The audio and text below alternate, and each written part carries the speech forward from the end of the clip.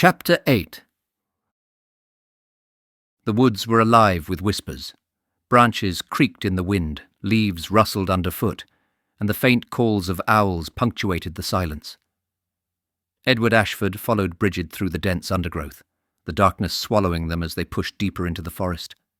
The air was damp, heavy with the scent of moss and earth, and the occasional snap of a twig made Edward glance nervously over his shoulder. "They'll come after us," Edward murmured, his voice low. "They already are," Brigid replied, glancing back at him. Her tone was steady, but her eyes betrayed her tension. "Hadley won't let a traitor go free, and you've painted yourself as one." Edward frowned, his steps quickening to keep pace with her. "A traitor? For doing what is right?" "To men like Hadley, yes. Brigid said softly, her voice bitter. To me, it means you finally see the truth." The faint glow of torches flickered far behind them, threading through the blackness like fireflies. Edward felt the pressure of time bearing down on them, pushing him forward. "Where are we going?" Brigid paused just long enough to gesture deeper into the trees. "There's a camp. My brother Kieran and others are hiding there. We'll be safe for now." Edward nodded, though unease coiled in his chest. He had stepped into a world where loyalties were drawn in blood, and every choice weighed heavy. He thought of Sir Robert's fury, Captain Hadley's threats, and the village left smouldering in ruin. This was no longer about duty or rebellion. It was about survival. After what felt like hours, they arrived at a small clearing where faint light glimmered through the trees. A handful of men and women sat gathered around a dying fire, their faces shadowed and wary. As Brigid stepped into the light, a figure rose quickly. Brigid O'Donoghue, his broad shoulders tense. "Brigid!" he called, striding forward. "Where have you been?" "Helping him." Brigid replied, tilting her head toward Edward. Kieran's eyes snapped to Edward, narrowing with suspicion. "An Englishman? Have you lost your mind?" Edward opened his mouth to speak, but Brigid cut him off.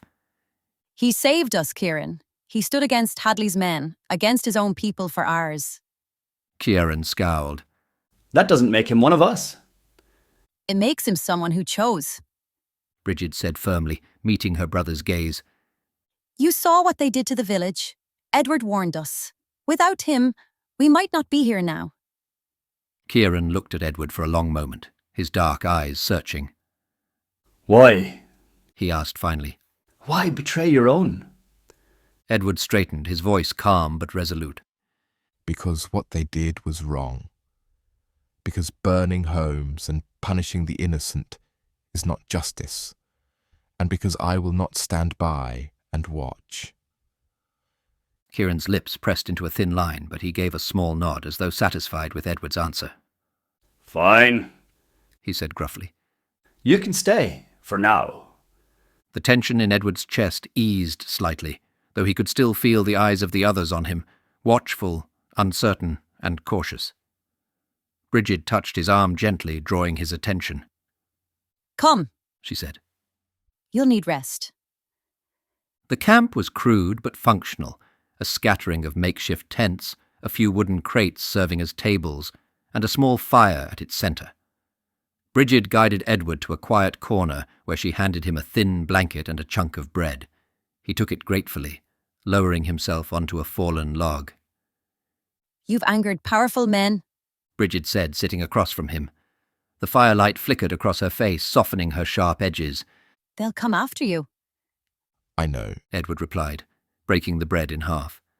"but I couldn't stay silent, not after what I saw." Brigid studied him, her gaze softer now, filled with something Edward couldn't quite name. "Not many men like you would choose this path," she said quietly. Edward met her eyes, a faint smile tugging at the corner of his lips. "Perhaps I've finally found my purpose." Brigid looked away, the ghost of a smile touching her face before it vanished. "Rest, Edward. Tomorrow we move deeper into the hills. The Crown soldiers will search these woods by morning." Edward nodded, though sleep seemed a distant thought. He watched Brigid disappear into the darkness, her figure blending with the trees as though she belonged there. The fire crackled softly, and Edward let his gaze drift upward, where the canopy of branches broke just enough to reveal a sliver of sky. For the first time in his life he felt untethered, free of his father's expectations, of Sir Robert's orders, and of the comfortable ignorance he had once called loyalty. He had crossed a line, but perhaps that was where he was meant to stand. The camp woke at dawn, the cold air biting through Edward's thin coat as he helped pack supplies onto the backs of horses. The rebels, men and women alike, moved with quiet precision, their faces grim but determined. Edward had never seen such focus, such unity. These were not savages, as Sir Robert had claimed, they were survivors. Kieran approached him, carrying a small blade in a leather sheath. He held it out, his expression unreadable. Take this. You'll need it. Edward hesitated before accepting the weapon, the weight of it strange in his hand. Thank you. Kieran grunted, clapping Edward on the shoulder. Don't make me regret trusting you. Edward nodded, slipping the blade into his belt. He turned to see Brigid adjusting the saddle of her horse, her movements quick and sure. She looked up as he approached, her gaze steady. Are you ready? She asked. As ready as I'll ever be. Edward replied, his voice firm. Brigid mounted her horse, gesturing for Edward to follow. Then let's go. The hills will shelter us, but we'll need to keep moving. Edward climbed into the saddle, the chill of the morning wind stinging his face as they set off. The group moved in silence, the forest closing in around them. Edward glanced at Brigid, who rode ahead with a quiet determination that both inspired and humbled him. In that moment, Edward understood the path he had chosen.